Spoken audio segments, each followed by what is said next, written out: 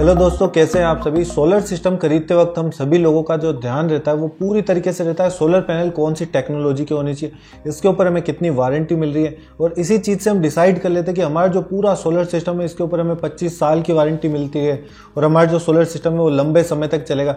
लेकिन जो बाकी कंपोनेंट है उनके ऊपर हम इतना ध्यान नहीं देते हैं, जिसके कारण क्या होता है कि कुछ सालों तक तो हमारा सिस्टम सही काम करता है, बाद में जो इन्वर्टर है, बैटरी है, अदर चीज़ों के ऊपर हमारे क्या है कि खर्चे बढ़ने लग जाते हैं, जिसके बाद में लोगों को लगता है कि सोलर सिस्टम में हमने हमारा पैसा वेस्ट किया है। तो इस कारण से इस वीडियो के अंदर हम डिस्कस करने वाले हैं यहाँ पे इन्वर्टर के बारे में। सोलर पैनल हो गया, इसके बाद में आपका एक मेन कंपोनेंट होता है यहाँ पे इन्वर्टर। तो इस चीज़ का भी यहाँ पे आपको काफ़ी ज़्यादा ध्यान देना चाहिए। तो इसके लिए हम डिस्कस करने वाले हैं इस वीडियो के अंदर कि कितनी वारंटी होनी चाहिए, कौन सा इन्वर्टर खरीदना है, कितनी कैपेसिटी का इन्वर्टर खरीदना है, क्या क्या चीज़ें हैं, जो सारी चीज़ें आप चेक करेंगे तो पूरी जानकारी इस वीडियो में मिलने वाली है। फर्स्ट यहाँ पे बात करते हैं ऑन ग्रिड और ऑफ ग्रिड इन्वर्टर के बारे में। ये वीडियो मेनली यहाँ पे हमारा ऑन ग्रिड इन्वर्टर के बारे में रहेगा। ऑफ ग्रिड की जो जानकारी हम किसी दूसरे वीडियो में आपको कंप्लीटली देंगे। तो ऑन ग्रिड इन्वर्टर के बारे में काफ़ी सारे लोगों का ये एक डाउट रहता है कि यहाँ पे जो ऑन ग्रिड सिस्टम होता है इसके अंदर आपको बैटरी की जरूरत नहीं होती, डायरेक्टली आप सोलर पैनल और इन्वर्टर लगा के आपके सारे अप्लाइंसेस चला सकते हैं। तो ऐसा यहाँ पे बिल्कुल नहीं होता है। पहले यहाँ पे समझते हैं कि इनकी वर्किंग प्रोसेस क्या है। तो यहाँ पे क्या होता है कि सोलर पैनल जो होते हैं वो हमको डीसी करंट देते हैं।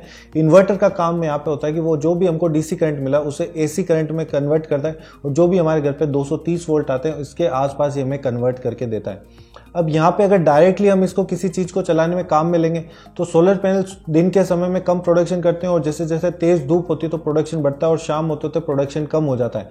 तो ऐसे में डायरेक्टली किसी चीज़ को अगर हम कन्वर्ट करके चलाएं तो वो पॉसिबल नहीं है।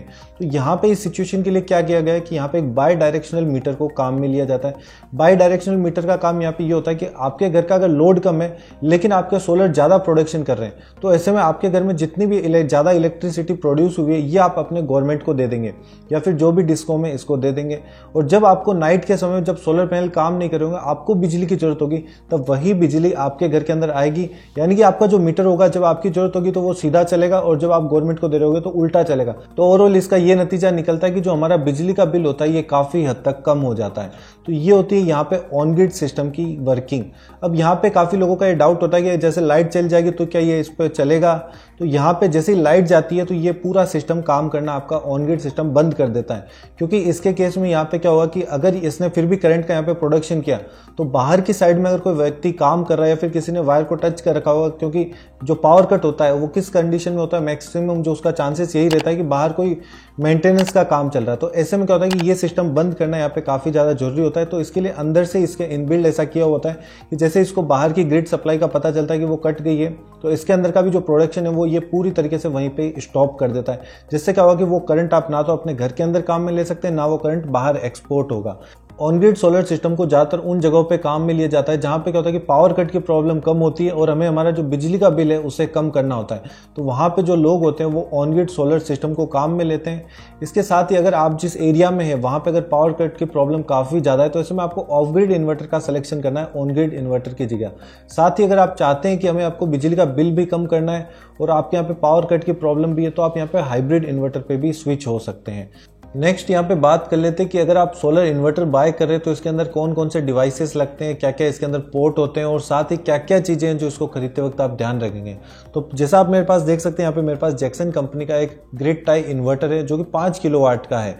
इसके अंदर आपको जो नॉर्मल यहाँ पे पोर्ट मिलते हैं, पहला कि यहाँ पे एक डीसी स्विच दे रखा है इसको चालू और बंद करने के लिए। इसके बाद में आपके जो सोलर पैनल है इन्हें कनेक्ट करने के लिए यहाँ पे 2 सीरीज़ दे रखी है। इसके बाद में जो नेक्स्ट यूएसबी का पोर्ट होता है, जिससे क्या होगा कि इस पूरे इन्वर्टर को आप ऑनलाइन कंट्रोल कर सकते हैं, यानी कि वाईफाई के थ्रू आप इसे कनेक्ट करके आपके मोबाइल से चालू करना है, बंद करना है, सोलर पैनल से कितना प्रोडक्शन हुआ, सारी चीज़ें मेजर कर सकते हैं। तो ये एक आपको खास चीज़ मिल जाती है। इसके बाद में एक और यहाँ पे नेक्स्ट जो ऑप्शन दिया हुआ है इसका ऊपर लिखा हुआ है सिस्टम कम्युनिकेशन। यहाँ पे क्या है कि इस इन्वर्टर के साथ आपको कुछ एड ऑन प्रोडक्ट भी मिलते हैं जिनको आप एडिशनली परचेज करके क्या इसे काम में ले सकते हैं, क्योंकि काफ़ी जगह ये प्रॉब्लम होती है कि आप इन्वर्टर परचेज कर लेते हैं, आपने सोच लिया कि मैं ऑन ग्रिड सोलर सिस्टम लगाना है, लेकिन नेट मीटरिंग में काफ़ी ज़्यादा प्रॉब्लम आ जाती है। तो इतने टाइम तक आप क्या करेंगे कि आप इस सिस्टम को चालू करेंगे या फिर बंद रखेंगे, तो उसके ऑप्शन के लिए यहाँ पे ये पोर्ट दिया हुआ है। यानी क्या है कि यहाँ पे आपको एक एडिशनल डिवाइस मिलता है जिससे क्या होता है कि जो बाहर का एक्सपोर्ट है उसे आप बंद कर सकते हैं। अगर आपके नेट मीटर नहीं हुआ तो ऐसे में क्या करेगा, ये चीज़ डिवाइस आपको हेल्प करेगा रहेगा कि जो भी करंट अगर आपके घर के अंदर यूज़ हो रहा है तो ठीक है, वो बाहर एक्सपोर्ट नहीं होगा। तो ये बेनिफिट आपको मिल जाता है अगर आपके इन्वर्टर में ये पोर्ट है तो। और फाइनल ये वाला पोर्ट यहाँ पे दे रखा है आउटपुट के लिए। जो भी इन्वर्टर का आपका जो आउटपुट होगा वो यहाँ से निकलेगा और आप उसको जो भी आपके ग्रिड है उसमें कनेक्ट कर सकते हैं। तो ये तो हो गए सारे यहाँ पे पोर्ट। इसके बाद में यहाँ पे लगी हुई है एक हीट सिंक, जो क्या करती है कि ये काम करती है कि जो आपका इन्वर्टर है ये गर्म ना हो, तो इसके लिए ये चीज़ होना भी यहाँ पे काफ़ी ज़्यादा इंपॉर्टेंट है। कुछ इन्वर्टर में अंदर की साइड होता है, कुछ में बाहर की साइड होता है, तो इसमें बाहर की साइड है जिससे आपको दिख रहा है।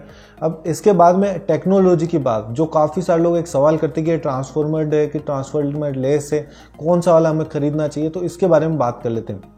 तो यहाँ पे क्या होता है कि ट्रांसफॉर्मर लेस जो टेक्नोलॉजी है नहीं है, जिसमें क्या होता है कि जो डिवाइसेस होते हैं उन्हें मल्टीपल इलेक्ट्रॉनिक फॉर्म में लगाया जाता है, यानी कि मैकेनिकली इसका वजन ना बढ़ा के छोटे छोटे इसमें कंपोनेंट होते हैं जो कंप्यूटराइज काम करके जो आपका डीसी करंट है उसे एसी में कन्वर्ट करते हैं और फिर काम करते हैं, जिससे जो प्रोडक्ट है इसकी एफिशिएंसी काफ़ी हद तक बढ़ जाती है। और साथ ही यहाँ पे क्या होता है कि ये प्रोडक्ट जो होता है वो लाइट वेट हो जाता है और जो कॉस्टिंग आती है वो भी काफ़ी कम हो जाती है। ट्रांसफॉर्मर के केस में क्या होता है कि जो ट्रांसफॉर्मर लगा हुआ होता है उसके अंदर आप जानते हैं जैसा ट्रांसफॉर्मर के अंदर तांबा होता है, दूसरी चीज़ होती है, एक तो क्या होता है उससे आपका जो इन्वर्टर है उसका वेट काफ़ी ज़्यादा बढ़ जाता है और साथ ही क्या है कि वहाँ पे एफिशिएंसी जो होती है वो कम होती है। लेकिन जब आपको हैवी लोड चलाना होता है तो वहाँ पे ट्रांसफॉर्मर वाले इन्वर्टर ज़्यादा बेस्ट होते हैं। तो जैसा आप सभी जानते हैं कि हमारे घर के अंदर भी जो भी प्रोडक्ट आज के समय में हम काम में ले रहे हैं वो सारे क्या है कि यहाँ पे हाई एफिशिएंसी के जो लो पावर का कंजप्शन करते हैं। नेक्स्ट यहाँ पे बात कर लेते हैं अगर कोई भी नया इन्वर्टर खरीदते हैं तो किन किन चीज़ों का आपको ध्यान रखना चाहिए। तो फर्स्ट पॉइंट यहाँ पे आ जाता है वारंटी का। मैंने ये लोगों के केस में देखा है कि जो इन्वर्टर के ऊपर ध्यान नहीं देते और यहाँ पे जो लोकल कंपनी का इन्वर्टर काम में ले जाता है, जिसके कारण क्या होता है कि वारंटी काफ़ी कम समय का मिलता है, यानी कि 1 साल का वारंटी मिल गया, 2 साल का वारंटी मिल गया। लेकिन जो हमारा सोलर सिस्टम होता है ये 25 साल या फिर उससे ज़्यादा के लिए हम खरीदते हैं। तो ऐसे में अगर इन्वर्टर के ऊपर इतनी कम वारंटी आपको मिलेगी तो क्या होगा, अगर जैसे इन्वर्टर खराब हुआ तो आपको काफ़ी ज़्यादा सर्विसेज के लिए उसको चार्ज करना पड़ेगा, फिर रिपेयर कराना पड़ेगा, नया इन्वर्टर खरीदना पड़ेगा, तो ये काफ़ी हेडेक बढ़ जाती है। तो कोई भी इन्वर्टर खरीदे तो ये चीज़ का ध्यान रखिए कि आपको वहाँ पे एक अच्छी वारंटी मिले, 5 से 10 साल की वारंटी मिले, फिर इससे ज़्यादा मिले तो और बेनिफिशियल है। मेरे पास ये जैक्सन कंपनी का जो इन्वर्टर है इसके ऊपर 7 साल की आपको स्टैंडर्ड वारंटी मिलती है। आप चाहें तो यहाँ पे वारंटी और बढ़वा के यहाँ पे 3 साल और बढ़वा सकते हैं, जिसके बाद में आपको टोटल यहाँ पे 10 साल की वारंटी मिल जाएगी। तो ये बेटर ऑप्शन हो सकता है आप लोगों के लिए। अगर आप कुछ भी खरीदे तो ये चीज़ का ध्यान रखें कि आपको ज़्यादा वारंटी मिले। इसके बाद में नेक्स्ट पॉइंट आ जाता है यहाँ पे सर्विस का। अब मान लीजिए 10 साल की वारंटी तो मिल गई, इसके बाद में वारंटी तो अब कहाँ पे आप जाके उसको क्लेम करेंगे, अगर प्रोडक्ट खराब हो गया तो कहाँ पे सर्विस मिलेगी, तो उसके सर्विस सेंटर अवेलेबल होने चाहिए। सारी चीज़ें का आपको यहाँ पे ध्यान में रखते हुए इन्वर्टर को परचेज करना है। नेक्स्ट पॉइंट यहाँ पे आ जाता है एफिशिएंसी का। एफिशिएंसी को अगर आसान भाषा में समझाऊँ आपको तो इसका सीधा सा मतलब ये कि अगर इस इन्वर्टर के अंदर आपने 1000 वाट का इनपुट दिया है तो यहाँ पे वापस आपको आउटपुट कितना मिलेगा। तो ये चीज़ का भी आपको ध्यान रखना है कि इन्वर्टर है इसकी एफिशिएंसी अच्छी होनी चाहिए, जिससे क्या है कि आपका यहाँ पे जो करंट का लॉस है वो काफ़ी कम हो। जो मेरे पास ये जैक्सन का इन्वर्टर है इसकी 98% की एफिशिएंसी, जो कि काफ़ी एक अच्छी है। काफ़ी इन्वर्टर की जो आप देखता हूँ मैं मार्केट में खुद नहीं देखे तो 80% के आसपास होती है, किसी की 85, 80 ऐसी कम होती है। तो 98% जो एफिशिएंसी है काफ़ी गुड अमाउंट है। तो ये चीज़ का भी आप यहाँ पे ध्यान दे सकते हैं। इसके बाद में जैसा आपको बताया कि इसके अंदर IoT या फिर जो बोले रिमोट मॉनिटरिंग का ऑप्शन मिल जाता है, जिसे आप मोबाइल से कंट्रोल कर सकते हैं। इसके साथ ही आपको कोई एडिशनल इसके डिवाइस परचेज नहीं करना होता। ये इन्वर्टर और साथ में एक डिवाइस जो कंपनी की तरफ से मिलता है, ये वाईफाई के डोंगल है, इसको आप कनेक्ट कर देंगे और आपके घर के अंदर आज के समय में ज़्यादातर लोगों के वाईफाई का कनेक्शन होता है। तो उससे जैसे ही इसे कनेक्ट करेंगे सारा डेटा क्या होगा कि आपका ऑनलाइन ट्रांसफर हो जाएगा। वहाँ से आप डेली का जो ग्राफ वगैरह सारी चीज़ें इससे मेजर कर सकते हैं कि किस दिन कितना प्रोडक्शन हुआ, प्रोडक्शन कम तो नहीं, हमारे सोलर पैनल बराबर काम कर रहे हैं, सारी चीज़ें आप इजीली कंट्रोल कर सकते हैं। तो ये एक आपके लिए बेटर ऑप्शन हो सकता है। नेक्स्ट पॉइंट यहाँ पे आ जाता है कि आपको जो एसी का आउटपुट मिल रहा है वो कौन से वेव के अंदर मिल रहा है, यानी कि प्योर साइन वेव या फिर मॉडिफाइड साइन वेव। अब इस चीज़ को आप कैसे समझेंगे ये चीज़ थोड़ा सा देख लेते हैं। अगर प्योर साइन वेव की बात करूँ, जो हमारे घर के अंदर जितना भी इनपुट आता है, जो करंट आ रहा है, वो सारा क्या होता है प्योर साइन वेव होता है, जिससे हम कोई भी हमारी अप्लाइंसेस को रन करते हैं, किसी भी डिवाइस को चलाते हैं तो वहाँ पे वो डिवाइस से किसी भी तरीके का नॉइस जनरेट नहीं होता है।